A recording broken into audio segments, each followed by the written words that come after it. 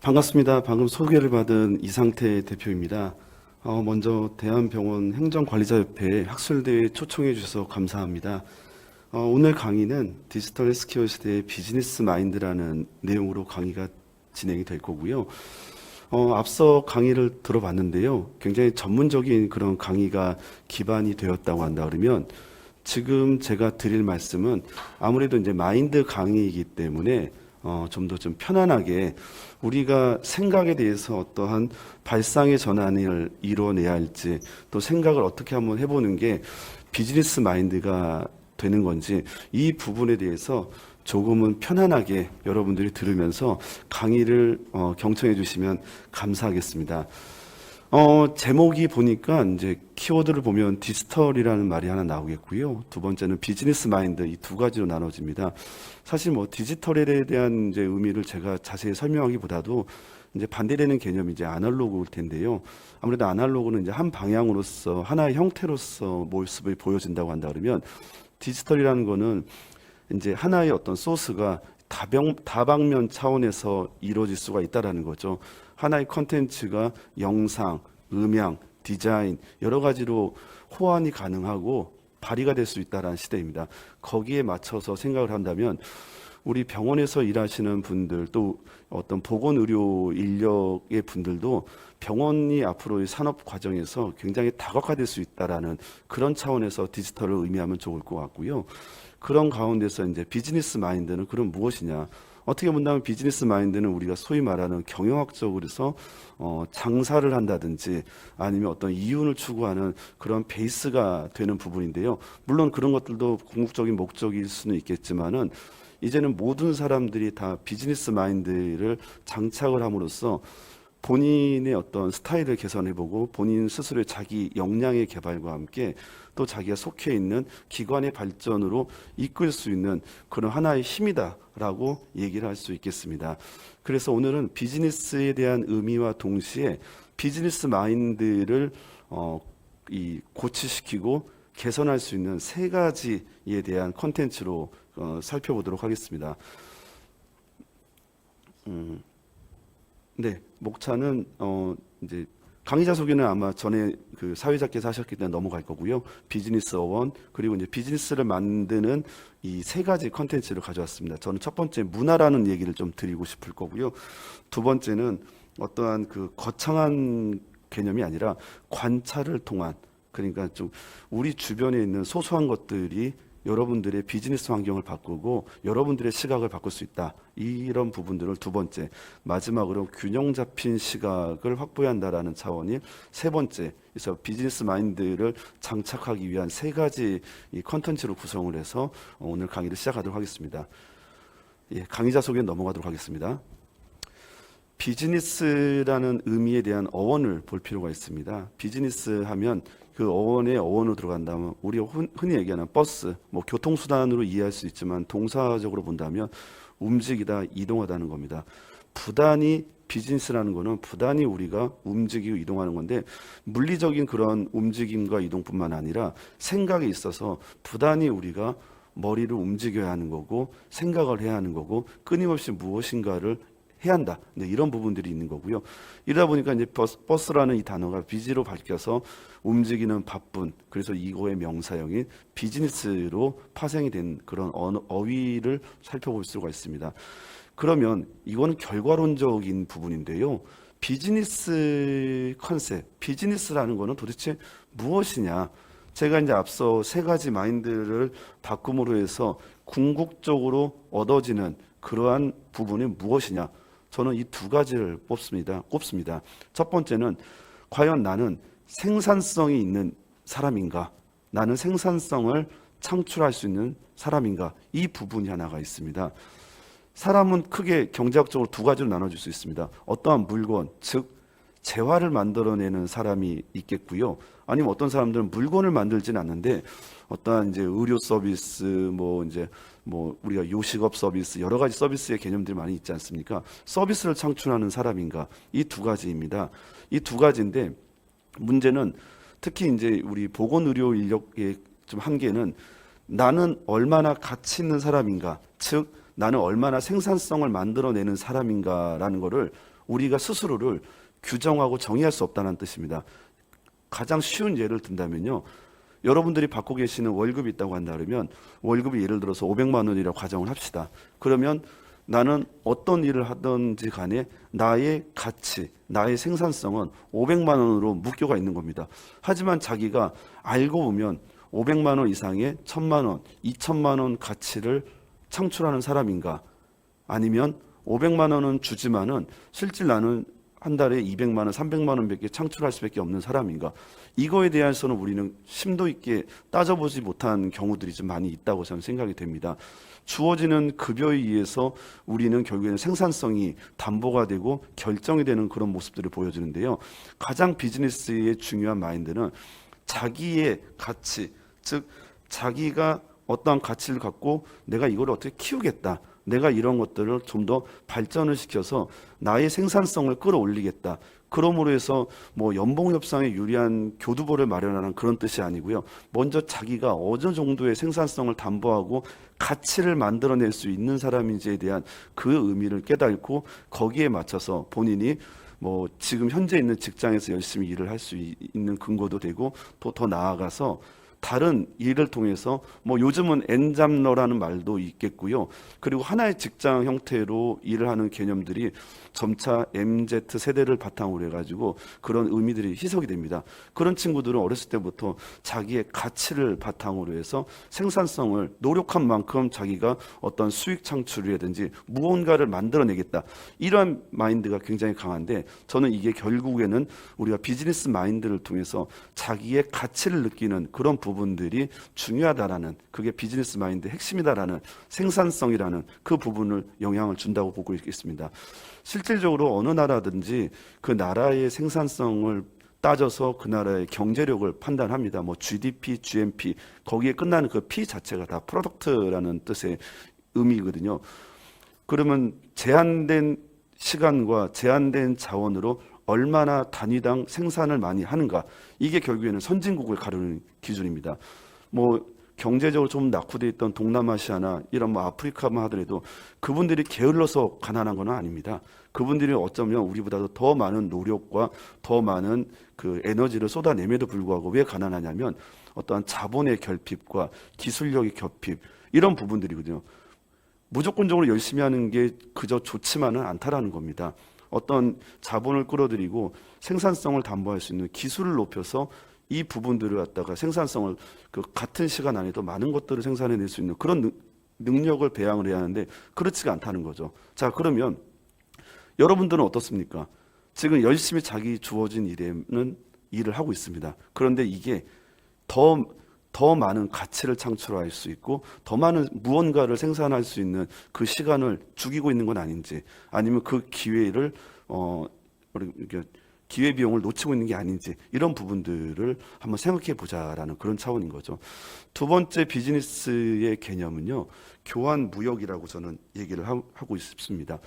우리는 끊임없이 주고받는 일들을 행하고 있습니다. 그래서 이제 여러분들이 이제 일을 하면서 나랑 관련된 다양한 사람들을 한번 살펴볼 필요가 있습니다.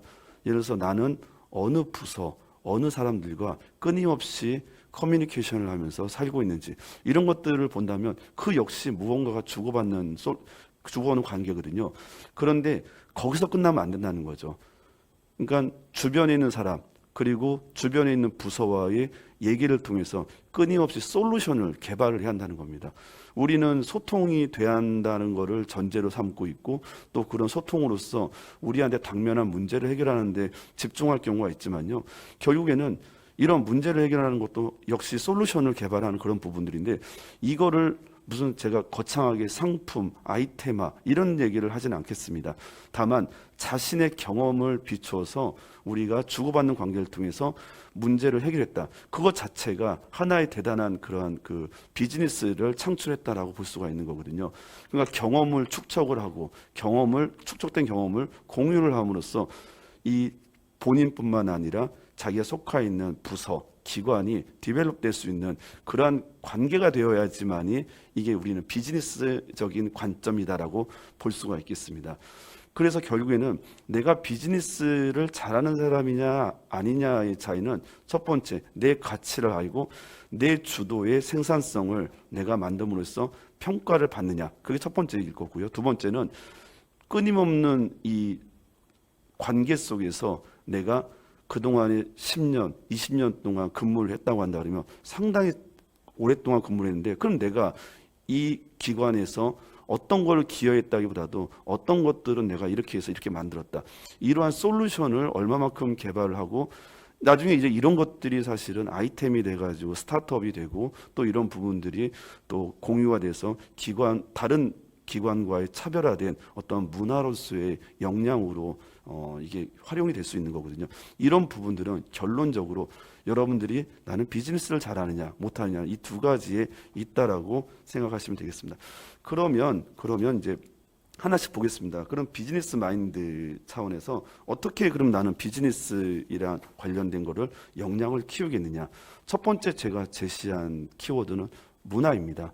물론 이제 이거는 지극히 제 개인적인 생각일 수도 있습니다. 그런데 이제 어떤 포괄적인 내용일 수도 있는데요. 그래서 저는 일단은 이런 부분들이 중요하다고 생각을 하고 있어서 제가 말씀을 드리는 겁니다. 문화라고 하면 여러분들 어떤 생각이 들까요? 요즘은 문화라고 얘기를 한다면 문화 자체가 굉장히 자연스럽고 어떠한 좀 보편화된 그런 느낌들이 느낄 수 있지만요. 문화라는 영어의 어원은 여러분도 너무 잘 알지만은 어떤 경작하다라는 인위적인 산물을 문화라고 합니다. 문화를 이해하기 위해서는 반대말을 이해할 필요가 있는데요. 문화의 반대말은 네이처, 자연이라는 뜻입니다. 자연과 문화는 개념적으로는 서로 대척적인 그 부분에 놓여 있는 거거든요. 그런데 알고 보면요. 개인이든 기관이든 모두가 이 문화를 만들든지 문화에 지배당하지 이 두 가지 행위에 우리는 너무 익숙한데 이걸 잘 모르고 우리는 어떠한 이런 부분들을 흐름을 탄다라고 하죠. 흐름 속에서 우리는 문화에 지배되어 있는 그런 부분들이 많이 있을 수가 있습니다. 예를 들어서 제가 사례를 보여주겠습니다. 왼쪽은 다이아몬드고요. 오른쪽은 일반 물입니다. 어떤 게 비싸냐? 라고 물어봅니다. 이거는 여러분들 경제학에서 경제학 개론에 제일 먼저 나오는 답이거든요. 대부분의 사람들은 다이아몬드가 비싸다고 합니다. 그 제가 이제 이유를 물어보죠. 다이아몬드가 희소성이 있다. 이제 이렇게 하는 게 대표적인 정설입니다. 물론 다이아몬드는 없어도 살 수가 있고요. 물은 없으면 살 수가 없는 거죠.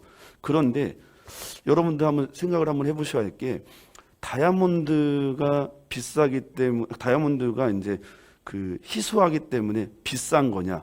저는 그렇게 보지는 않거든요. 그거는 제가 다음 슬라이드를 한번 설명을 함으로써 다시 앞 슬라이드로 다시 넘어오도록 하겠습니다. 그러니까 드물고 귀하기 때문에 비싸다.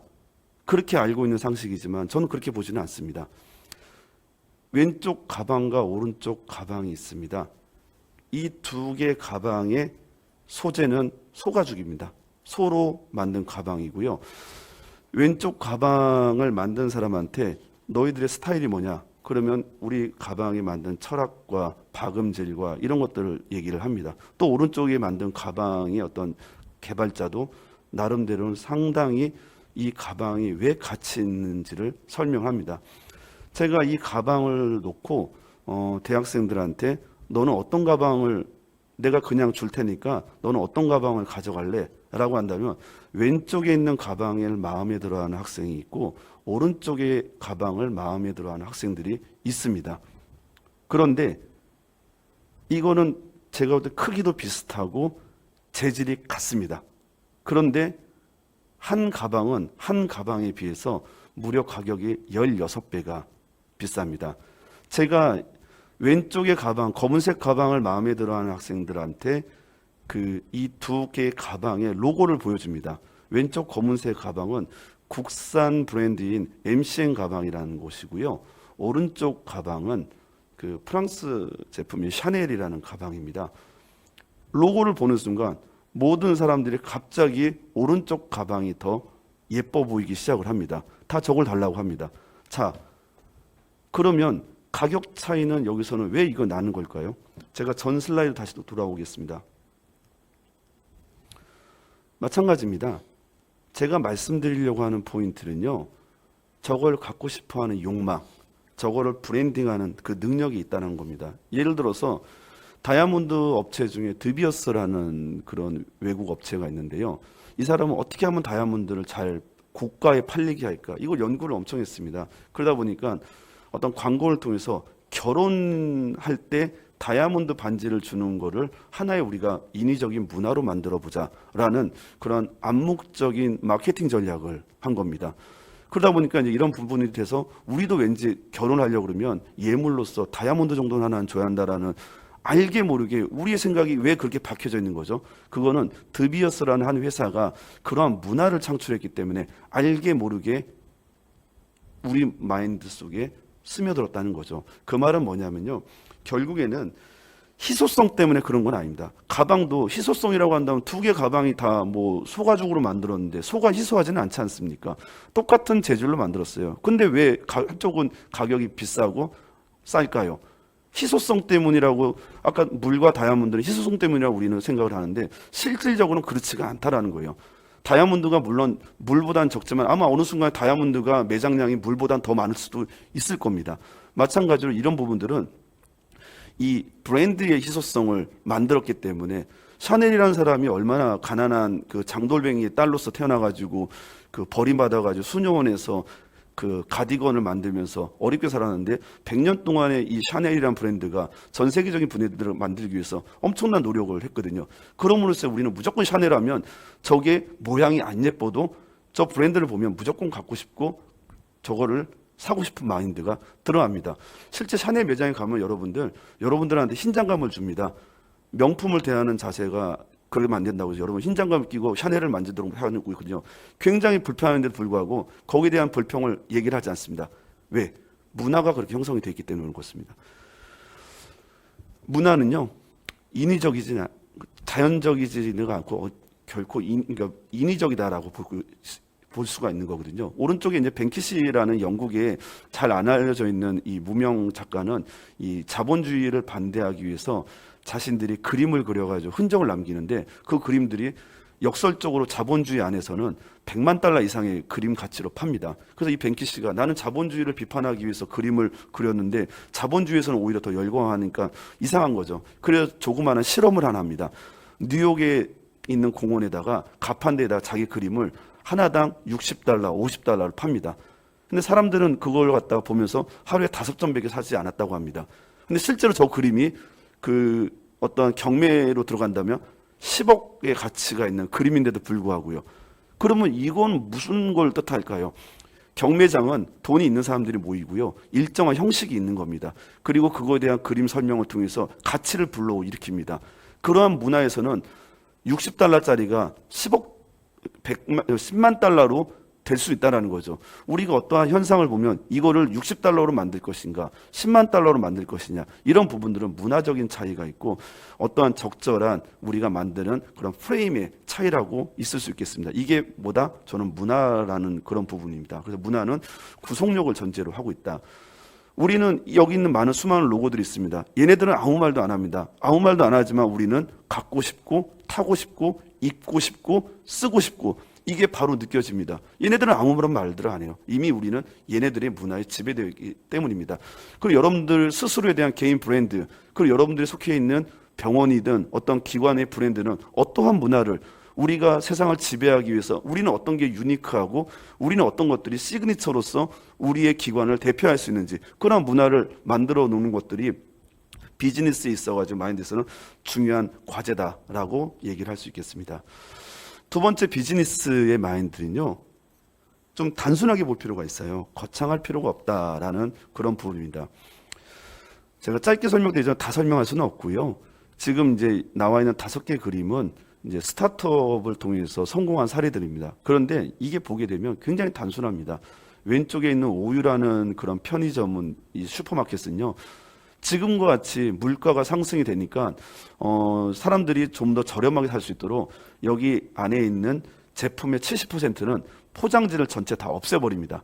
그러면 어떤 뭐 샴푸나 이런 것들을 사기 위해서는 자기 집에서 용기를 가져옵니다. 그래서 그 샴푸를 눌러가지고 자기의 적절한 용기에다 담고 그람으로 팝니다. 그러다 보니까 불필요한 제품이나 포장지가 없기 때문에 아무래도 물건을 좀 더 저렴하게 살 수 있는 그런 사양들이 히트가 돼가지고 이 편의점은 상당히 많은 이 프랜차이즈점을 열면서 성공을 했습니다. 뿐만 아니라 홍콩 같은 경우에는 워낙 그 물가가 비싸고 어떠한 그 주거지 이제 그 면적이 작기 때문에 집안에 세탁기를 놓는 것 자체가 사치입니다. 그러다 보니까 많은 사람들이 이 빨래방을 이용할 수밖에 없거든요. 근데 이 빨래방이 저기 홍콩에서는 가장 핫플레이스로서 여기서 어떠한 그 커뮤니티가 만들어지기도 하고요. 여기서 작은 음악회가 만들어지기도 하고 여러 가지 방법으로 이 빨래방의 운영이 굉장히 큰 스타트업으로 발전이 되는 그런 사례들도 있습니다.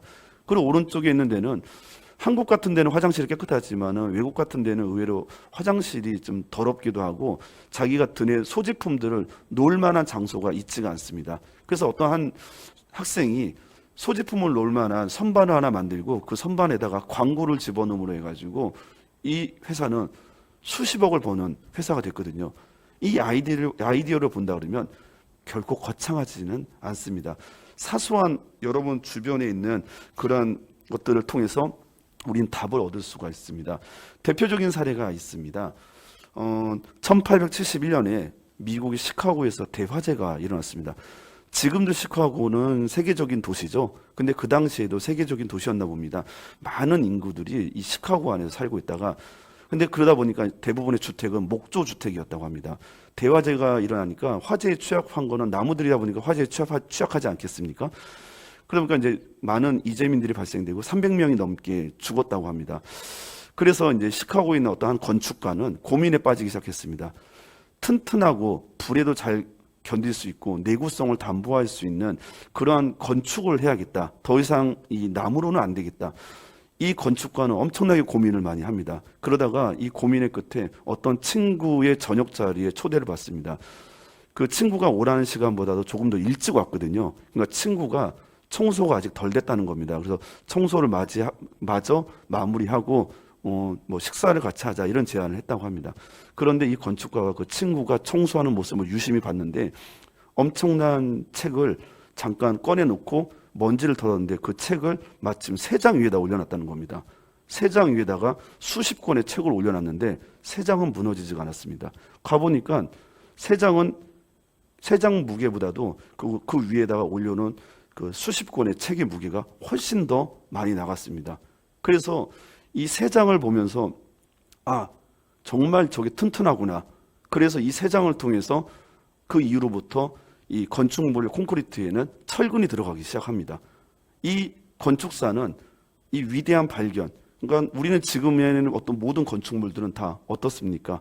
철근 콘크리트가 들어가는 게 기본 시대였지만은 그 효시는 어떤 한 건축가가 새로운 거를 개선하기 위해서 고민하는 끝에 이 세 장을 보고 건축물에 저렇게 철근을 들어가게 된다 그러면 자기보다도 무게가 더 되는 거를 충분히 견디는 것과 동시에 화재에도 강하고 어떤 건물의 내구성도 좀 튼튼하게 할 수 있겠다라는 그런 인사이트를 얻은 거죠. 고민, 관찰, 물론 여기서부터 시작이 됩니다. 얼마나 내가 많이 고민을 하고 있고 얼마나 많은 관찰을 통해서 생각을 하느냐. 아까 비즈니스가 부지런히 움직이다라는 그런 어원에서 출발한다고 제가 말씀을 드렸습니다. 단순한 사물도요. 내가 고민과 관찰을 어떻게 하느냐, 어떤 각도로 보느냐에 따라서 이게 비즈니스가 될 수 있느냐 없느냐는 사람들마다 다 천차만별이라고 저는 얘기를 하고 싶습니다. 결국에는 답은 우리 주변에 있습니다. 다만 우리가 그거에 좀 거창한 게 아니라 우리 주변을 얼마만큼 고민과 관찰을 통해서 내가 이걸 바라보느냐. 이게 바로 비즈니스 마인드의 두 번째 핵심이라고 할 수 있겠습니다. 세 번째는 이제는 여러분들이 알게 모르게 다양한 부서와 많은 일들을 통해서 많은 것들을 배웠고 또 많은 것들을 알고 계실 겁니다. 적어도 이 강의를 듣는 분들은 그러한 분들이시기 때문에 이런 강의를 듣고 또 생각을 한번 해보실 거라고 저는 생각이 됩니다. 그러면 이제는 어떠한 하나의 국면에서 우리는 다양한 균형 잡힌 시각을 한번 볼 필요가 있겠다라고 생각을 할 수가 있겠습니다. 예를 들어서요, 이 소포 택배 사업만 하더라도요, 그 관련된 사람들의 어떠한 생각과 이 니드는 다릅니다. 예를 들어서 이 택배 사업에서의 고객들은 어떻습니까? 무려 제품이 빠르게 왔으면 좋겠어요. 그리고 택배 비용이 저렴하면 좋겠어요. 이거를 바라겠죠. 그 다음에 이제 그 인플로이어, 그 직원들은 어떤 느낌일까요? 나는 급여를 좀 잘 받았으면 좋겠어. 안정적인 환경이었으면 좋겠어. 이렇게 생각을 합니다. 그리고 이 택배 사업을 투자한 주주는 어떻습니까? 얘네들이 좀 잘 돼서 경제 가치가 돼서 나한테 배당이라든지 어떤 이윤을 안겨주었으면 좋겠어. 그리고 이게 아무런 사회적인 문제가 되지 않도록 윤리적으로 내가 투자를 했으니까 내가 여기에 주인이기 때문에 나는 사회적으로 기여를 하면서 윤리적으로 이게 운영됐으면 좋겠어. 그리고 전반적인 사회 입장에서는 어떻겠습니까? 고용이 증가가 됐으면 좋겠고 커뮤니티에 어떤 소속되어 있는 복지가 증가가 됐으면 좋겠고 그렇습니다. 제공자 입장에서는 당연히 뭐 투명한 정보를 통해서 자기가 물건을 제공하고 하는 부분에서 역량이 개발되고 지속 가능한 사업이 되었으면 좋겠어. 단순한 택배 사업이라 하더라도 관계되어 있는 것에 따라서 그 국면에 따라서는 아주 다양하게 우리가 생각을 해볼 부분들이 많이 있다는 겁니다. 지금 여러분들이 속해 있는 어떤 부서, 기관에서는요, 지금 여러분들이 일을 잘하기 위해서는 내 일을 잘하는 거는 이제는 그거는 이미 넘어선 상태일 겁니다. 내가 일을 몰라서 못하는 게 아니고요. 이 일이 실질적으로 고객들한테는 어떻게 반응이 될 것이며 또 나의 중간 관리자, 나의 상사, 나의 기업, 그리고 어떤 오너십을 갖고 있는 의사, 이런 다양한 병원 안에서의 구성원들은 내가 하는 일을 어떻게 바라보고 어떻게 판단하고 어떻게 느낄지를 그거를 감안을 해야 한다는 겁니다. 그렇기 때문에 우리는 행정을 통해서 이 모든 고객들, 내부 고객은 우리 직원들 우리 기관 안에 있는 사람들을 말하고 외부 고객들은 이제 우리 바깥에 있는 정말 우리가 생각하는 그런 고객들을 말하지 않습니까? 이런 부분들을 포괄적이고 다양한 국면에서 생각을 해봐야 한다는 거죠. 그래서 이제 보통 우리가 이제 경영학에서는 이 밸런스 스코어 카드라고 해가지고 비즈니스의 그러니까 어떤 이 성과나 결과에 대한 4가지 관점인데 이건 제가 비즈니스 입장에서도 맞습니다. 여러분들은 지금 대부분 중간 관리자 이상이기 때문에 지금 내가 하려고 하는 것들이 재무적으로 우리 병원에 수익을 가져다 줄 것인지 아닐지 이런 부분들도 굳이 생각을 해야 합니다. 또는 이런 제품들이 고객의 입장에서는 실질적으로 어떻게 이거를 받아들일지, 고객 입장에서는 이게 하나의 그런 컨텐츠 서비스로 인정을 받을 수 있는 건지 이런 부분들도 생각을 해야 하는 거죠. 동시에 우리가 속해 있는 조직과 기관에서는 끊임없이 학습을 통해서 그 다음에 성장이라는 관점을 계속 유지를 해야 합니다. 내부적으로 성장을 게을리하다 보면 어떤 도입기, 성장기, 쇠퇴기 이러한 우리의 그런 상품의 주기가 있지 않습니까? 이런 거에서 대처를 할 수가 없는 거죠. 도입해서 성장이 될 때 새로운 무언가가 또 나와야 하는데 현재 있는 조직이 갖고 있는 역량이 한계가 있다 하더라도 그거를 학습을 통해서 학습 조직이라고 얘기하죠. 학습을 통해서 계속해서 우리가 창출하고 무언가를 창출하고 끊임없는 무언가를 돼야지만이 우리가 어떠한 그 방어를 할 수가 있고 차고 나아갈 수 있는 부분들을 담보를 할 수 있다. 그리고 이제 프로세스 관점입니다. 어떤 메커니즘, 프로세스 이거는 끊임없이 개선을 하면 할수록 정교해지고 디테일해지게 되어 있습니다.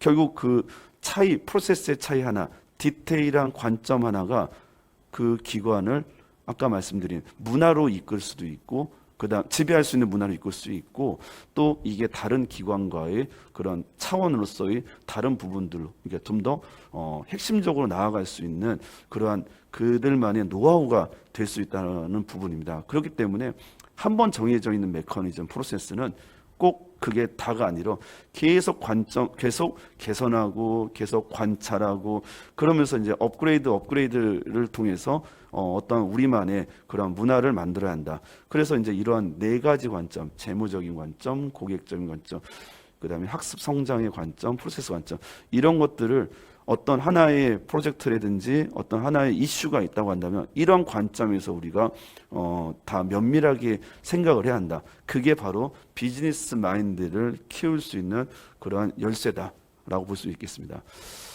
마지막 슬라이드인데요. 피터 그레이라는 작가가 하나 있나 봅니다. 이 사람은 이제 어떤 이제 그 화가라고 하더라고요. 디자이너라고 하더라고요. 그런데 제가 진짜 이 책을 사서 봤어요. 하도 제목이 이상했어요. 여러분들은 연필의 용도가 몇 가지가 있을 거라고 생각하십니까? 뭐 글씨를 쓰고 그림을 그리고 여러 가지가 있겠지 않습니까? 제가 여러분들한테 연필의 용도를 한 10가지 정도 한번 써보라고 한다면 아마 여러분들은 10가지 못 쓸 겁니다. 그런데요, 이 지은이는 101가지 정도를 쓰더라고요.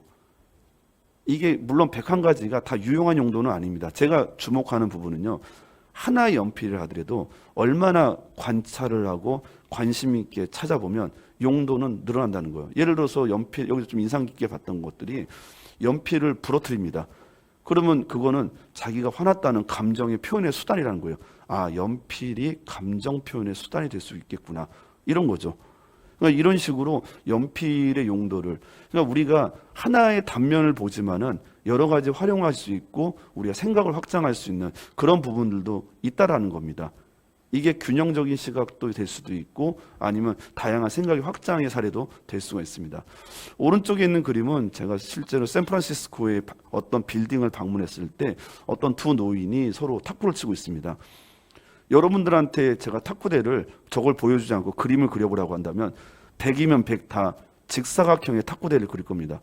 왜냐면요, 그 직사각형 탁구대는 공인 규격입니다. 우리나라 사람들은 공인 규격 아니면 탁구대로 안 보는 거죠. 뭐 노인복지관에 들어가는 탁구대도 다 깨끗하게 가로 세로 공인 규격의 네모난 직사각형인데요. 근데 저기는 왜 저런 탁구대를 놨냐고 물어보니까 약간 육각형이 돼야지 탁구공이 제일 많이 흘러가는 게 이 중심부 부분에서 제일 많이 흘러간다고 합니다. 그래서 탁구의 본질이 뭐냐? 뭐 우리는 경기 스포츠로 보는 경우가 있지만은 외국 사람들은 서로 주거니 받거니 넘기면서 운동을 하는 그런 거에 탁구의 본질을 두는 거죠. 이거 하나만 하더라도 우리가 얼마나 경색되고 우리가 좀 굳어 있는 생각을 하고 있는 게 아닌가. 그 비즈니스 마인드라는 거는요, 이런 문화를 만들고 또 우리가 사소한 곳에서의 관찰과 어떠한 식견을 넓히고 또 우리가 균형적인 생각을 가졌을 때 그런 비즈니스 마인드를 탑재할 수 있다라는 게 오늘의 저희 이제 강의의 요지고요. 이런 걸 통해서 여러분들 스스로가 자신의 가치를 깨닫고 파악을 해서 나는 어느 정도의 생산성 있는 사람인가, 그리고 나의 주변 사람들과는 서로 어떻게 주고받고 어떻게 그 무언가를 솔루션을 창출할 수 있는 사람인가, 이런 부분들이 결국에는 우리가 추구해야 할 비즈니스형 인간이 아닐까 이렇게 생각을 합니다. 네, 이상으로 강의를 마치도록 하겠습니다. 감사합니다.